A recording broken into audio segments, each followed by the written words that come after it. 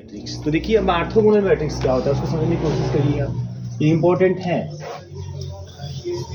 Orthogonal matrix, अब किस matrix को हम लोग ऑर्थोगोनल मैट्रिक्स कहते हैं, ठीक है। तो बोलते हैं matrix is said to be orthogonal, is said to be, अगर हम स्क्वायर कर लें तभी कोई दिक्कत नहीं है, is said to be orthogonal,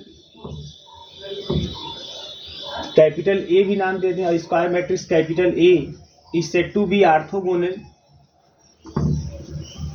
orthogonal if A into A transpose is equal to identity. बस समझ में आ रही है, मतलब एक ऐसे मैट्रिक्स को हम ऑर्थोगोनल मैट्रिक्स का नाम देते हैं जिस मैट्रिक्स का ट्रांसपोज अगर ले उसके ट्रांसपोज से उसी मैट्रिक्स को मल्टीप्लाई कर दें तो आइडेंटिटी आ जाना चाहिए। अगर ऐसा मैट्रिक्स अगर मिलता है तो उसको हम क्या बोलते हैं, ऑर्थोगोनल मैट्रिक्स। जैसे फॉर एग्जांपल की अगर हम बात करें, मान लीजिए मैंने ले लिया ये मैट्रिक्स कॉस थीटा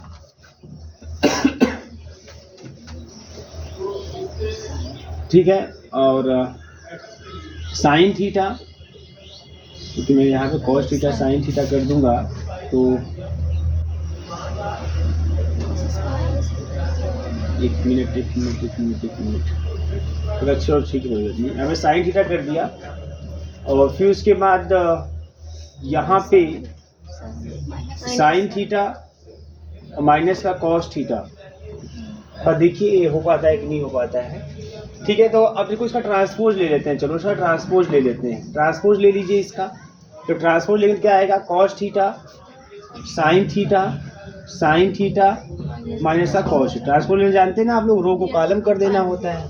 अब ए इंटू ए ट्रांसपोज करते हैं, ए इंटू ए ट्रांसपोज, ठीक है बेटा, ए इंटू ए ट्रांसपोज करते हैं तो ए है हमारा कॉस थीटा, चलो मल्टीप्लाई कर लेते हैं, इसमें देख के आपको समझ में दिख ही रहा है ना, फर्स्ट रो फर्स्ट कॉलम, तो कास का कॉस है कास स्क्वायर थीटा है ना, कास स्क्वायर थीटा, और प्लस का इसका इससे हो जाएगा साइन स्क्वायर थीटा, बोलो क्लियर है ना।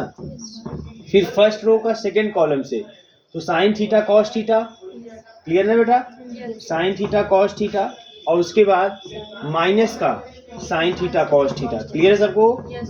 फिर उसके बाद सेकेंड रो है ना, सेकेंड रो से मल्टीप्लाई करते हैं, first column second row first column, तो साइन थीटा कॉस थीटा, और उसके बाद माइनस का साइन थीटा कॉस थीटा, बोलो क्लियर है ना सबको। फिर second row second column sine into sine, sine square theta और प्लस का कॉस स्क्वायर थीटा, हो गया ना इस तरीके से। तो यहाँ से क्या मिल जाएगा आपको, यहाँ से मिल गया यह 1, ये 0 और ये 0 और ये 1, तो ये आपका 2+2 का आपको आइडेंटिटी मैट्रिक्स मिल गया। तो आइडेंटिटी मैट्रिक्स आपको मिल गया, इसका मतलब कि है ना ये मैट्रिक्स क्या है आपका, ऑर्थोगोनल मैट्रिक्स है। तो जो मैट्रिक्स ऑर्थोगोनल होता है, याद रखेंगे आप लोग कि जो भी मैट्रिक्स ऑर्थोगोनल होता है, ऐसे मैट्रिक्स को जब उसके ट्रांसपोज से मल्टीप्लाई करते हैं तो हमें क्या मिलता है, आइडेंटिटी मिलता है। जितने आर्डर का स्क्वायर मैट्रिक्स रहता है, ऑर्थोगोनल मैट्रिक्स जितने भी आर्डर का रहेगा उतने ही आर्डर का हमें आइडेंटिटी मैट्रिक्स मिलता है। बात समझ में आ रही है। अब एक चीज़ ध्यान दीजिए यहाँ पे कुछ बातें, जैसे अभी और भी एग्जांपल आप लेके देख सकते हैं। जैसे मैं ऐसा एग्जांपल ले लूँ है ना, 1 0 0, देखो लिखने का तरीका मैं कैसे लिख रहा हूँ चीज़ों को, ठीक है। Cos theta sine theta minus का कॉस थीटा, ये भी जो है ना 3×3 का ऑर्थोगोनल मैट्रिक्स होगा। आप मल्टीप्लाई करके देखिएगा आएगा बराबर, ठीक है। उसके बाद अभी और भी एग्जांपल अगर सेटअप करें, देखो ये सब एग्जांपल जो मैं लिख रहा हूँ, ये सब एग्जांपल सब आगे भी काम देंगे आपको, है ना। तरीका देखिए, 1 यहाँ, अभी 1 यहाँ लिखे, अभी 1 यहाँ लिखते डायगोनल अकॉर्डिंग, यहाँ 0 0 0 0, ठीक है। फिर वही कॉस थीटा साइन थीटा है ना, साइन थीटा माइनस का कॉस थीटा, आपको फिर यह ऑर्थोगोनल दिखाई देगा, आप चेक करके देख सकते हैं। बात समझ में आ रही है। फोर्थ आप ऐसे भी सेटअप कर सकते हैं, है ना। इन सब की जरूरत पड़ेगी, इन सब की एक्चुअली जरूरत पड़ेगी आपको जब आप आगे पढ़ेंगे न्यूमेरिकल एनालिसिस 6 सेमेस्टर में, अगर मैथमेटिक्स पढ़ेंगे तो वहाँ पर भी सब चीज़ों की जरूरत पड़ती है। तो आपको आना चाहिए कि हाँ 3×3 का आपको लेना अगर होगा कि हमें 3×3 का लेना है सॉरी ऑर्थोगोनल मैट्रिक्स, तो कौन सा लेंगे, इसी में से कोई ले लेंगे। बस समझ में आ रही है। कंडीशन के according cos theta sine theta minus का सॉरी साइन थीटा और माइनस का कॉस थीटा, बात समझ में आ रही है। क्लियर इस तरीके से। अब देखो ऑर्थोगोनल मैट्रिक्स, मान लीजिए अब किसी को भी हमें ऑर्थोगोनल मैट्रिक्स इंपॉर्टेंट है आपका, तो किसी को भी अगर ऑर्थोगोनल मैट्रिक्स अगर हमको चेक करना है कि ऑर्थोगोनल मैट्रिक्स है कि नहीं है, तो ये जो कैसे पता करेंगे ये इम्पोर्टेंट है। यहाँ से क्वेश्चन लगभग आते हैं और मेरे हिसाब से आना भी चाहिए, आपके एमसीक्यू में भी आना चाहिए, है ना। अब आपको इसे चेक करना है कि ऑर्थोगोनल मैट्रिक्स है कि नहीं है। तो अब आप इसे ट्रांसपोज लेके मल्टीप्लाई करने जाएंगे तो कुछ समस्याएं आपके सामने आ जाएंगी, है ना। थोड़ा टाइम लगेगा, टाइम आपको लगाना नहीं है, आपको उस क्वेश्चन में लगाना नहीं है। तो और क्या क्या तरीके हैं इसको समझने के लिए जिससे हम समझ सकते हैं कि ऑर्थोगोनल है कि नहीं है। तो देखिए ऑर्थोगोनल मैट्रिक्स की एक खासियत ये होती है कि इसके किसी भी रो या किसी भी कॉलम को आप पकड़ लीजिए, किसी भी रो या किसी भी कॉलम, किसी भी मतलब सबके लिए बातें हो रही हैं, किसी भी रो किसी भी कॉलम को लीजिए, उस रो या कॉलम में जो भी एलिमेंट आपको दिखाई दे उन सभी एलिमेंटों का स्क्वायर कर लीजिए और फिर उनको जोड़ दीजिए, आपको 1 मिलेगा। बात समझ आ रही है।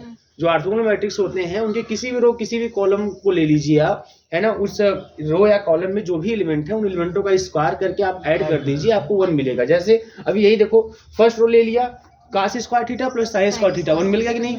अगर फर्स्ट सेकंड रो ले लेंगे तब भी साइन स्क्वायर थीटा और इसका स्क्वायर करेंगे तो प्लस हो जाएगा, प्लस कास स्क्वायर थीटा फिर भी 1 मिल जाएगा।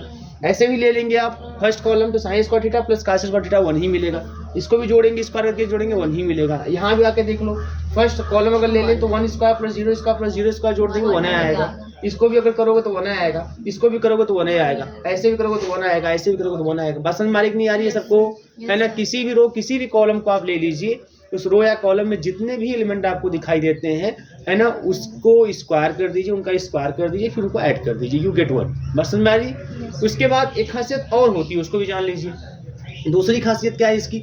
दूसरी खासियत यह है कि इसके किसी भी 2 रो या 2 कॉलम करेस्पॉन्डिंग मतलब करेस्पॉन्डिंग का है ना, कंसेक्यूटिव लगातार कोई भी दो है ना, आप किसी भी 2 रो या 2 कॉलम को ले लीजिए, किसी भी 2 रो 2 कॉलम को ले लीजिए, ठीक है ना, और उनको आप 2 रो को या 2 कॉलम को उनको ले लीजिए और उनके करस्पॉन्डिंग एलिमेंटों का मल्टीप्लिकेशन कर दीजिए। क्या कर दीजिए? करस्पॉन्डिंग एलिमेंटों का मल्टीप्लिकेशन कर दीजिए और फिर उनको जोड़ दीजिए, यू गेट 0, आपको 0 मिलेगा। जैसे अभी इनको आप इसे फर्स्ट रो और सेकंड रो ले लिया, करस्पॉन्डिंग एलिमेंट मतलब पहला एलिमेंट का गुणा दूसरे एलिमेंट का गुणा, यही मतलब कहने का मेरे। तो गुणा करेंगे तो साइन थीटा कॉस थीटा, इसका गुणा करेंगे माइनस का साइन थीटा कॉस थीटा, जोड़ देंगे 0 मिल जाएगा। ऐसे ही आप ऐसे भी करो तब भी, है ना, sign theta cos theta minus sign theta cos theta जोड़ दोगे 0 मिल जाएगा। यहाँ भी देखो किसी भी 2 रो, अब मान लीजिए हमने फर्स्ट कॉलम सेकंड कॉलम ले लिया, है ना, 0 0 0 गुणा करने को, अब फिर जोड़ेंगे तो 0 आएगा। अब इनको भी ले लो 0, ये plus sign theta cos theta minus sign theta cos theta, फिर सबको जोड़ देंगे 0। बात समझ में आ रही है। तो ये आप 2 बातें हमेशा दिमाग में रखिएगा कि जो ऑर्थोगोनल मैट्रिक्स होते हैं, ऑर्थोगोनल मैट्रिक्स के किसी भी रो या कॉलम को अगर आप उठाएंगे तो उस रो या कॉलम में जितने भी एलिमेंट आए उनका स्क्वायर करके जोड़ेंगे, आपको 1 मिलेगा। उसके बाद अगर आप किसी भी 2 रो या 2 कॉलम को अगर आप ले लें, उनके करस्पॉन्डिंग एलिमेंटों का आपस में मल्टीप्लिकेशन कर दें और फिर उनको जोड़ दें तो आपको क्या मिल जाएगा? 0 मिल जाएगा। ठीक है ना, ये खासियत समझ में आ रही है। अब कुछ चीजें और जान लो आप, जैसे मैट्रिक्स के केस में एक चीज आप और जानते हो बेटा कि जो मैट्रिक्स होता है ना, जो मैट्रिक्स होता है, मैट्रिक्स का जैसे मान लीजिए मैट्रिक्स ए है, तो ए का जो डिटर्मिनेंट, देखो एक चीज, अब कुछ चीजें आप अपने से पढ़ लीजिएगा, देख लीजिएगा, है ना, उसको मैं बताऊंगा नहीं, फालतू उस पर समय नहीं लेने वाला। जैसे क्या कौन सी चीज़ है जो आप पढ़ चुके हैं एक्चुअल में, बस दोहरा लीजिएगा। जैसे आपको ये पता होगा कि मैट्रिक्स का डिटर्मिनेंट कैसे निकालते हैं, पता होगा सबको, मेरे हिसाब से पता होना भी चाहिए। मैट्रिक्स का माइनर कैसे निकालते हैं, कोफैक्टर कैसे निकालते हैं, एडजॉइंट कैसे निकालते हैं, इनवर्स कैसे निकालते हैं, और मुझे पूरी आशा है कि आप लोग ये सब पढ़े हैं, आप लोगों को आता भी होगा। बस समझ में आ रही है ना। अगर नहीं भी आता होगा, अगर भूल गए होंगे तो एक बार दोहरा लीजिएगा, फिर भी समस्या होगी तो पूछ लीजिएगा। बट ये सब इंटर की बातें हैं, अब किताब में मेंशन किया हुआ है, बात समझ में आ रही है ना, लिख दिया है, बट एक्चुअल में आपको पढ़ना होना नहीं है। मेरी बात समझ में आ रही है ना, वो आपको पढ़ना नहीं है, ठीक है, लेकिन हाँ उसकी जानकारी आपको होनी चाहिए। तो कर लेंगे ना अपने से आप लोग, है ना, सब इंटर की बातें हैं, वो यहाँ बताने की जरूरत नहीं है। अब देखो एक चीज़ और जान लो आप लोग, कोई भी मैट्रिक्स अगर है, उस मैट्रिक्स और उसके ट्रांसपोज का, है ना, जो डिटर्मिनेंट होता है वो सेम होता है कि नहीं होता है। अब इस चीज़ को देख सकते हो आसानी से, कैसे भाई, मान लीजिए ए इज इक्वल में सिंपल ले लिया, कुछ भी ऐसे 1 2 0 -3 ऐसा मान ले लिया, ए इक्वल टू, अभी मैं ए का ट्रांसपोज ले लूँ, ए का ट्रांसपोज लेंगे तो 1 2 0 -3। चलो अब इसका डिटर्मिनेंट लेते हैं, इस ए का डिटर्मिनेंट लेते हैं, है ना। जब इस ए का डिटर्मिनेंट लोगे तो -3 आएगा, बोलो। और जब इसका डिटर्मिनेंट लोगे, ए ट्रांसपोज का डिटर्मिनेंट लोगे तब भी आपको यू गेट माइनस का 3। क्लियर है? तो कोई मैट्रिक्स और फिर उसका ट्रांसपोज, दोनों मैट्रिक्स का है, मैट्रिक्स और उसका ट्रांसपोज का डिटर्मिनेंट क्या होता है? सेम होता है। अब देखो यहाँ पे, अब यहाँ की कहानी देखो। इन ऑर्थोगोनल मैट्रिक्स, अगर मैं ऑर्थोगोनल मैट्रिक्स की बातें करूँ, क्योंकि ये जो चीज़ें आपको बताई जा रही हैं आपको रिटर्न नहीं करना है ना, आपका एग्जाम रिटर्न वाला नहीं है, तो इसलिए ध्यान दीजिए, हर लाइनों पे मैं जो फोकस कर रहा हूँ उसको ध्यान दीजिएगा, और सब कुछ चीज़ें आपको काम करेंगी, एकदम अस्त्र की तरह काम करेगा एग्जाम में। उन सब बातों का ध्यान रखेंगे, आराम से टिक मार के निकल आएंगे, कोई दिक्कत नहीं आएगी। इन ऑर्थोगोनल मैट्रिक्स में क्या होता है कि A into A transpose is equal to identity होता है। दोनों तरह का डिटर्मिनेंट ले लेते हैं, दोनों साइड का डिटर्मिनेंट ले लेते हैं। Determinant of A into A transpose is equal to identity, determinant of identity, बोलिए, है ना, डिटर्मिनेंट ले दोनों साइड का। और फिर देखिए determinant of A, determinant of A transpose, determinant में देखो ये भी कहानी होती है, determinant of AB is equal to determinant of A, determinant of B। आप चाहो तो देख सकते हो, दो मैट्रिक्स से गुणा करके उसका डिटर्मिनेंट ले लीजिए और फिर दोनों का अलग डिटर्मिनेंट का गुणा कर दीजिए, रिजल्ट सेम आपको मिलेंगे। बात समझ में आ रही है? और आइडेंटिटी का डिटर्मिनेंट हमेशा एक आता है, ये तो सबको पता है ना। अभी भी क्या लिखा आपने, ये चीज आपने लिखा, तो मैं यहाँ डिटर्मिनेंट ए कर लेता हूँ, फिर डिटर्मिनेंट ए कर लेता हूँ, कोई दिक्कत है किसी को? ये दोनों सेम होते हैं। अब जगह डिटर्मिनेंट ए का स्क्वायर 1, डिटर्मिनेंट ए कितना हो जाएगा? Plus minus 1। मेरी बात समझ में आ रही है? मतलब आप क्या ध्यान रखना है कि जो ऑर्थोगोनल मैट्रिक्स होता है, ऑर्थोगोनल मैट्रिक्स का जो डिटर्मिनेंट होता है, it is always equal to +1 और -1। वो फिक्स है, 100% फिक्स है, +1 या -1। बात समझ में आ रही है? मतलब क्या है, जैसे मान लीजिए आपको मैट्रिक्स को दे दिया, अब बोल दिया कि the given matrix A is equal to this and what is the value of determinant A, 4 option दे दिया।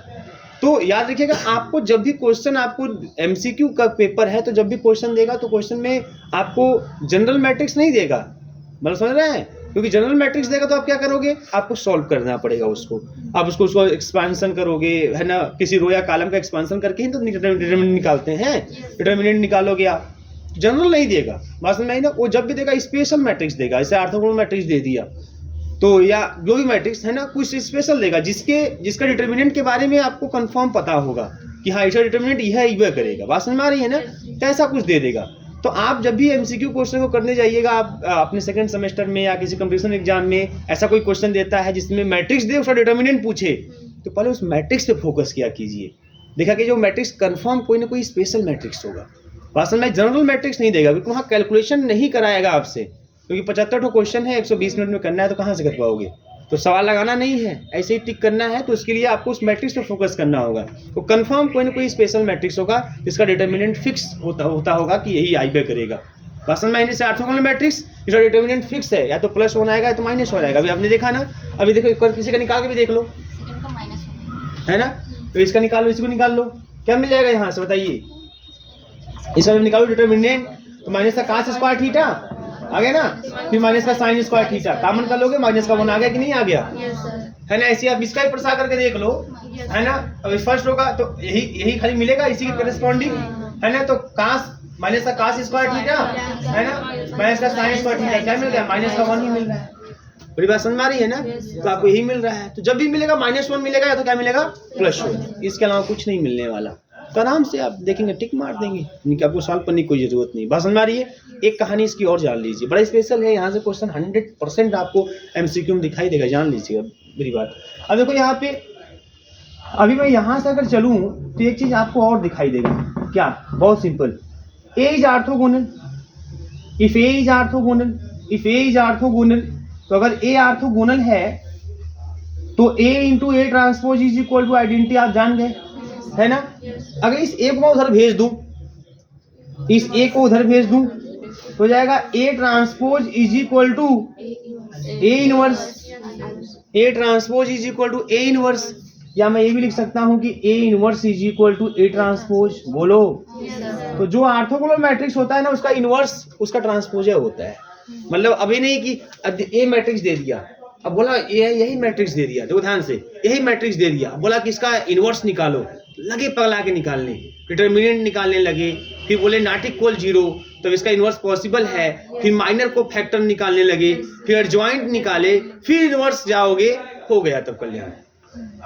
ठीक है, आप कर लोगे, आपका आ ही जाएगा, लेकिन आपके एग्जाम के हिसाब से आपका कल्याण हो गया, समझ लीजिए। क्योंकि ऐसा इतना अगर करते जाओगे ना तो 4-5 क्वेश्चन तो निश्चित छूट जाएगा समय के अकॉर्डिंग, क्योंकि आप 5-7 मिनट ले लोगे कंफर्म। और एक आध भी अगर नंबर इधर मिस्टेक हुआ तो साफ हो जाएगा वो। बात समझ में आ रही है कि नहीं आ रही है? तो इतना नहीं कर सकते आप, ये अच्छे जान लीजिएगा। तो ऐसा कोई क्वेश्चन नहीं देगा, अगर यूनिवर्स पूछेगा भी तो आपको कोई ऐसा क्वेश्चन नहीं देगा कि आप वहां पर जो है खूब सॉल्व करें, सॉल्व करना ही पड़े आपको। वो जब भी देगा कोई ऐसा मैट्रिक्स देगा जिसका इन्वर्स इजीली है ना तो आपको मिल सके, ऐसा कोई आपको देगा क्वेश्चन। जैसे यही दे दिया है ना, अब इसका इन्वर्स निकालना क्या करना होगा, कैसा ट्रांसपोज दे दीजिएगा, काम खत्म, आंसर। बस में ना ऑर्थोगोनल मैट्रिक्स जो इन्वर्स होता है उसका ट्रांसपोज होता है, इसका ट्रांसपोज लेंगे आंसर। आप निकाल के भी देख लीजिएगा, ट्रांसपोज लेके भी देख लीजिएगा, आपको वही मिलेगा। बात समझ में आ रही है? तो जो भी मैट्रिक्स ऑर्थोगोनल मैट्रिक्स होगा वो गारंटी है कि उसका जो इन्वर्स होगा है ना वो उसके ट्रांसपोज के ही बराबर आता है, कोई समस्या नहीं है, इन्वर्स निकालने की कोई जरूरत नहीं है। ऑर्थोगोनल पता कर लीजिए कि ऑर्थोगोनल है कि नहीं है, ट्रांसपोज बस ले लीजिए वही इन्वर्स। और ट्रांसपोज लेना क्या है, वो तो साफ साफ अगर 4 ऑप्शन दिया है तो कौन सा ट्रांसपोज होगा देखते बता दोगे कि यही ट्रांसपोज होगा। रो को कॉलम बस देख लीजिए कि इसका फर्स्ट रो फर्स्ट कॉलम के according, second row second column, third row third column के अकॉर्डिंग दिख रहा है, वही टिक मार दीजिए, पेन भी उठाने की जरूरत आपको नहीं पड़ेगी। बस समझ में आ रही है? तो इन्हीं सब बातों का आपको ध्यान रखना है, जो जो चीजें बताई जा रही है उनको ध्यान से समझिएगा, कौन कहाँ कैसे यूज करना है। अब जो छापना है छाप लीजिए इसमें से। क्लियर है ना भैया? हाँ, क्लियर होना भी चाहिए, अपनी मेहनत